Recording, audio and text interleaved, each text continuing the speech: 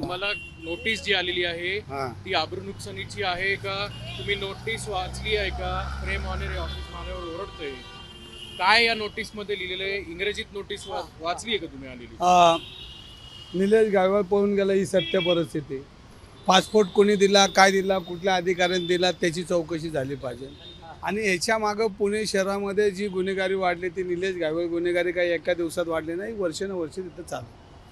माझा साधा प्रश्न होता, मी काय दादांचा विरोधक नाही, की ही गुन्हेगारी करणारी लोक तुमच्या आजूबाजूला ऑफिसमध्ये कोण समीर पाटील आहे हे विचारलं आणि कोण तुमचं शिपाई आहे आणि हे सगळं पोलिसांच्या मार्फत गुन्हेगारांना प्रोटेक्शन देतो एवढंच विचारलं मी. आणि हे मी पुणेकरांचा प्रश्न विचारला आणि पुणेकरांचा प्रश्न विचारल्यानंतर हा समीर पाटील कोण आहे हाच मला माहीत नव्हता. मग समीर पाटील प्रेसमध्ये आला आणि मी म्हटलं 100 कोटीचा मालक आहे आणि मी रवी धंगेकरवर गुन्हा दाखल करेन, आबरू नुकसान भरपाई, हा दंड लावेन, तो दंड लावेन. तोपर्यंत समीर पाटील हा मला माणूसच माहीत नाही. मग समीर पाटील समोर आला, तो म्हणला मी तो समीर पाटील, मी काय शिपाई आहे का, मी काय दादांचा कार्यकर्ता आहे का? अरे अरे अरे अरे म्हटलं हा नवीनच माणूस का आला? तर मी मग चौकशी करायला सुरुवात केली तर हा तर मोकाचा आरोपी. मग अजून सुरुवात केली, ह्यांनी चिटिंगमध्ये काय केलं. नंतर त्यांनी पोलीस खात्यामध्ये ह्याच्यासाठी रेड कार्पेट, पोलीस स्टेशन हा चालवतो, गुन्हेगारी चालवतो, खोटे गुन्हे दाखल करून घेतो, ह्या सगळ्या मी माहिती काढायला सुरुवात केली आणि ती वस्तुस्थिती. आणि त्यानंतर तो म्हणला की मी रवी धंगेकरला बोका लावा. हे कोण म्हणतोय? की हा समीर पाटील म्हणतोय. आणि मी परत माहिती घेतली तर ह्याच्यावरच मोका झालेला आहे. जर मोका ज्याला झाला तो लोकप्रतिनिधीवर मोका टाकतो. मग मी अजून माहिती घेतली तर माझ्या लक्षात आलं की तो चंद्रकांत दादांच्या आजूबाजूला नेहमी असतो, कार्यक्रमाला असतो. आणि त्याच्या पलीकडे अजून माहिती घेतली तर भारतीय जनता पार्टीचे अनेक कार्यकर्ते त्याच्या दारात असतात की आम्हाला पुढच्या वेळेला तिकीट मिळलं पाहिजे, पुढच्या वेळेला पदं मिळली पाहिजे. हे मला भारतीय जनता पार्टीच्या कार्यकर्त्यांनी सांगितलं, हे माझ्या मनाचं बोलत नाही मी. आणि मग अशा वेळेला मग मी परत एकदा पुढं गेलो की निलेश गायकवाड प्रकरणामध्ये आज पण जेवढे मुर्दे पडलेत त्याची नोंद पोलिसांकडे आहे का नाही ही माहीत नाही. पण तुम्ही बघितलं असेल की मी जोपर्यंत आवाज उठवायला सुरुवात केली त्यानंतर 2 गुन्हे त्याच्यावर पडलेले. काल एक पडला आहे, मागच्या आठवड्यात एक पडला आहे.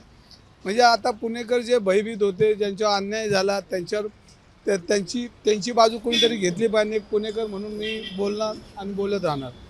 नंतर माझी तक्रार एकनाथ शिंदे साहेबांकडे केली. मी शिंदे साहेबांना एकच सांगितलं, साहेब पुण्यातली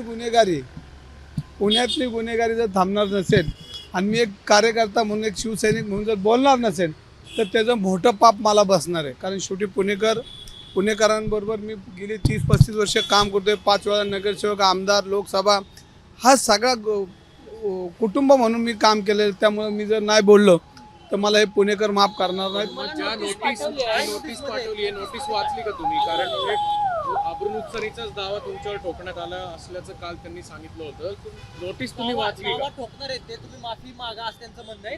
तुम्हाला पहिल्यांदा तुम्हाला अपराधीसाठी पाठवलं, तुम्ही माफी नाही मागली तर कोर्टामध्ये जाऊन तुमच्यावरती हा दावा ठोकणार. माझ्यापेक्षा तुम्हाला जास्त माहिती आहे. अजून मी नोटीस वाचलेली नाही आहे. रात्री मला नोटीस आलेली आहे आणि ही नोटीस याचा खुलासा काय करायचा काय नाही ह्याच्यामध्ये पहिलं तर त्यांनी इंग्रजीमध्ये ही नोटीस पाठवलेली. थोडा इंग्रजीचा अभ्यास थोडा माझा कमी आहे.